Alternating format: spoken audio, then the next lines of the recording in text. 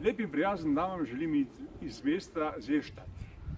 Poglejte, tukaj vidite zanimivo tablo. Na njej pa je v bistvu zgodovinski presek tega področja. Če bi pogledali na ono stran, bi videli novo naselje, v katerem bo bivalo 20.000 ljudi. Nekoč, ne boste verjeli, davnega leta 1809 je bil tukaj boj med zanimivo kraju Aspern, in sicer med Napoleonom in pa tukajšnjim vojskovodjem. Pozneje, leta 1957 so tukaj ta del mesta namenili za neke vrste dirkališče. Nato pa se je nekdo spomnil leta 2003, da bo potrebno zgraditi v mestu Dunaj popolnilno naselje.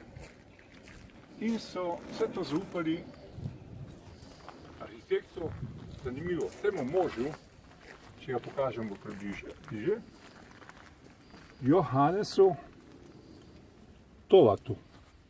Ta mož je zasnoval kompletno novo naselje blizu Dunaja. In na to se je začelo.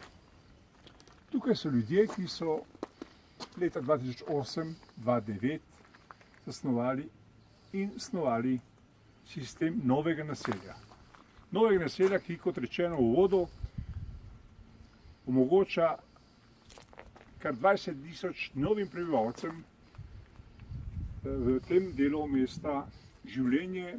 Zanimivo pa je, da je to mesto namenjeno tako različnim generacijam.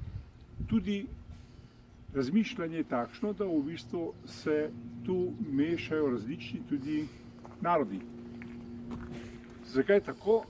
Tukaj za mojo snemalko so zastave, ki govorijo, iz katerih držav vse prihajajo ljudje, ki bodo tukaj delovali in katera področja se bodo tu aktivno vključevala v to naselje. Pa pojdiva naprej in poglejte, kako se je začelo z resnim delom.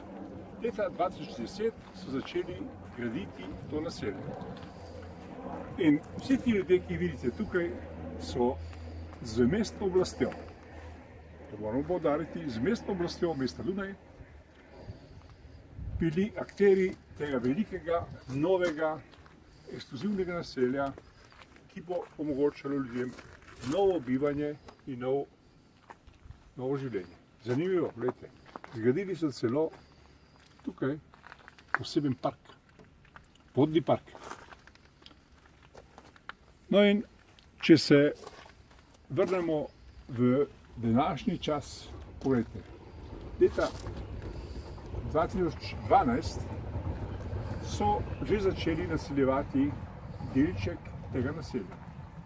In danes, če gremo počasi naprej, pojdimo tukajle in si oglejmo to naselje nekoliko drugače. Vidite, v tem delu, primerno, nam bo kolegica pokazala najprej to naselje,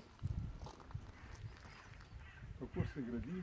Zadnjič, ko smo bili lani tukaj, teh stolpnic še ni bilo, zdaj so. In zanimivo, kot rečeno, pojdiva nekoliko bliže, pokaživa še tole. To je zadnja postaja podzemne železnice in sicer ta povezuje ta kraj neposredno z centrom mesta Dunaj. Vidite, tako razmišljajo v mestu za širino, za vse generacije, tako šolane kot manj šolane, predvsem pa se pripravljajo za prihodnost. Na Dunaju to znajo in zmorejo.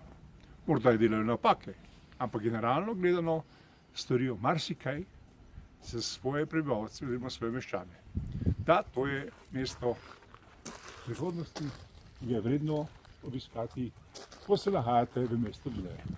Lep in prijazen dan vam želim iz, kot že v uvodu rečeno, mesta prihodnosti. Si ne?